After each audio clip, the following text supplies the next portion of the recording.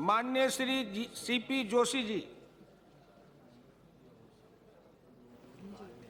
धन्यवाद अध्यक्ष महोदय। एक महत्वपूर्ण विषय के लिए मुझे आपने बोलने का अवसर दिया।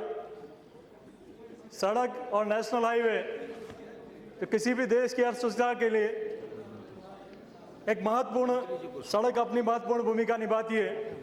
और मैं मेवाड़ के चित्तौड़गढ़ क्षेत्र से आता हूं और मैं सौभाग्यशाली हूं कि एनडीए की पूर्व सरकार में, अटल बिहारी वाजपेयी जी की सरकार में, मेरे संसदीय क्षेत्र में ईस्ट वेस्ट कॉरिडोर और गोल्डन कॉरिडोर दोनों स्वर्ण चतुर्भुज योजनाएं और ईस्ट वेस्ट कॉरिडोर दोनों योजना मेरे संसदीय क्षेत्र में होकर निकल रही है।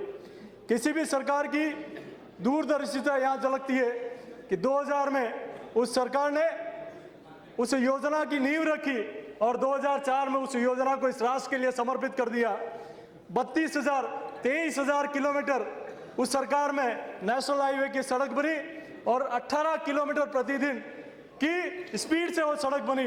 लेकिन पिछले 10 सालों में घोषणाएं और अवार्ड जारी होने के अलावा कुछ नहीं किया। और इन 10 वर्षों में हम देखें तो 4 किलोमीटर की स्पीड से भी ये रोड नहीं बनी। और 1/3 6 वर्षों के कार्यकाल को देकर इन 10 वर्षों को देखें तो 1/3 सड़क भी पिछली यूपीए सरकार में नहीं बनी। मैं निवेदन करना चाहता हूं कि चित्तौड़ की मेरे किशनगढ़ से उदयपुर अहमदाबाद एक नेशनल हाईवे निकलता है और उस सड़क में टेंडर हो गए, लेकिन एनवायरमेंट की एनओसी नहीं मिलने के कारण पिछले कई वर्षों से योजना अधूरी पड़ी है। और मुझे मंत्री महोदय को मैं धन्यवाद देना चाहता हूं और मोदी जी को धन्यवाद देना चाहता हूं, यशस्वी प्रधानमंत्री जी को, कि उन्होंने कि रेलवे, डिफेंस, वन और पर्यावरण मंत्रालय को एक संयुक्त बैठक करने का जो निर्णय किया। निश्चित रूप से हर महीने जो बैठक होगी तो देश की महत्वाकांक्षी योजनाओं को जिसमें कोई बाधा आ रही है उसको समाप्त करने की बहुत अच्छी पहल इस सरकार ने की है। और मुझे आशा है कि वो जो दुविधा है उस सरकार में उसको उस रोड के बनने में वो आप पूरा निश्चित रूप से उसको बाधा को समाप्त करेंगे।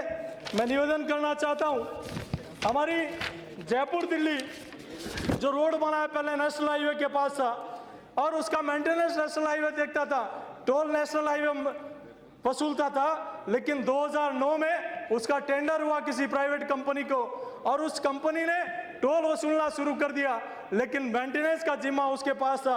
उसने मेंटेनेंस का काम नहीं किया और 2011 में उसको काम पूरा करना था। अध्यक्ष महोदय, वो आज दिन तक काम नहीं हुआ। कभी 12 घंटे, कभी 18 घंटे जाम रहता है।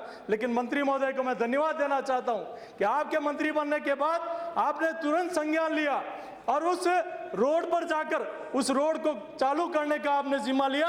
और उसका इतना ही नहीं, पिछली सरकार में तो सिर्फ घोषणाएं और अवार्ड होते थे, आपने इन्हें 1 महीने के अंदर उसको 3 फेज में उसको काम करके अवार्ड जारी कर दिया और उसको टेंडर भी जारी कर दिए।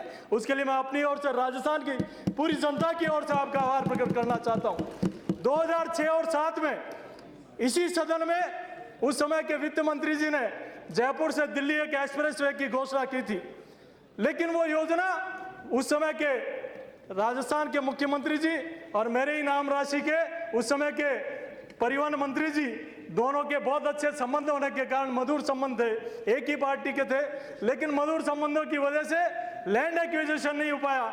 लेकिन मुझे पूरी आशा है कि आदरणीय मंत्री जी ने उस दिशा में गति दी और राजस्थान की यशस्वी मुख्यमंत्री जी ने भी इस दिशा में काम शुरू कर दिया है। मुझे आशा है कि वो दिल्ली जयपुर अगर एक्सप्रेस बन जाएगा तो राजस्थान जो पर्यटन की दृष्टि से एक महत्वपूर्ण राज्य है उसको एक गति मिलेगी। महोदय, मैं निवेदन करना चाहता हूं कि मैं राजस्थान में जिन नेशनल हाईवे को राजस्थान की सरकार बनाती है उनको मेंटेनेंस का जो पैसा मिलना चाहिए, जो ग्रांट मिलनी चाहिए, मेरा मंत्री महोदय से आग्रह है कि वो राजस्थान का जो हिस्सा बनता है उसको आप पूरा देने का काम करेंगे। दूसरा, मैं जिस क्षेत्र से आता हूं, मेवाड़ से आता हूं, वो महाराणा प्रताप की धरती से आता हूं और जो महाराणा प्रताप का सीरियल आप सब लोग देखते हैं, जिन्होंने गुलामी कभी स्वाधीनता के लिए माल छोड़ दिया, घास की रोटियां खाई, ऐसे महाराणा प्रताप की धरती से आता हूं। निवेदन करता हूं कि जहां दोनों राष्ट्रीय मार्ग चित्तौड़ में होकर निकल रहे हैं, वहां एक ऐसा सर्कल है, रिटोला सर्कल जंक्शन, जिसमें 65,000 स्क्वायर मीटर, मैंने आपसे निवेदन भी किया था 65,000 स्क्वायर मीटर जमीन वहां पड़ी है। मेरा निवेदन है कि उस सर्कल को, जो पूरे एशिया का कहते हैं बड़ा सर्कल है, डायमंड सर्कल जिसको कहते हैं, उसमें रेस्टोरेंट, पार्किंग और इस प्रकार डेवलप किया जाए और महाराणा प्रताप की एक आदमकद प्रतिमा वहां लगाई जाए। मेरा मंत्री महोदय से आग्रह है तो वहां आने जाने वाले जो भी लोग हैं वो उस गौरवशाली इतिहास को याद करेंगे। और मैं आग्रह करें, अगर उस सर्कल का नाम भी महाराणा प्रताप सर्कल हो जाए तो पूरे राजस्थान की नहीं, पूरे देश की जनता आपके कृतज्ञ रहेगी। मैं इस विषय में निवेदन करना चाहता हूं कि अगर आपका विभाग अगर प्रतिमा नहीं लगा सके और नामकरण कर दे प्रतिमा, अगर विभाग आपका आदेश देगा तो हम किसी औद्योगिक घराने से आग्रह करेंगे झोली फैला के एक गौरवशाली इतिहास महाराणा प्रताप की मूर्ति वहां लग सके। चूंकि मुझे बोलने का बहुत काफी विषय है, लेकिन मुझे आशा है कि राजस्थान को जो हिस्सा मिलना चाहिए, राजस्थान के मुख्यमंत्री ने भी, माननीय वसुंधरा जी ने भी एक कई सड़कों का जाल बिछाया मुख्यमंत्री सड़क योजना के नाम से, और मुझे केंद्र पर पूरा विश्वास है कि राजस्थान सड़कों के मामले में प्रगतिशील है और आपकी मदद मिली तो निश्चित रूप से राजस्थान देश के अग्रणी राज्यों में आके खड़ा होगा। यही मैं निवेदन करना चाहता हूं। बहुत बहुत धन्यवाद।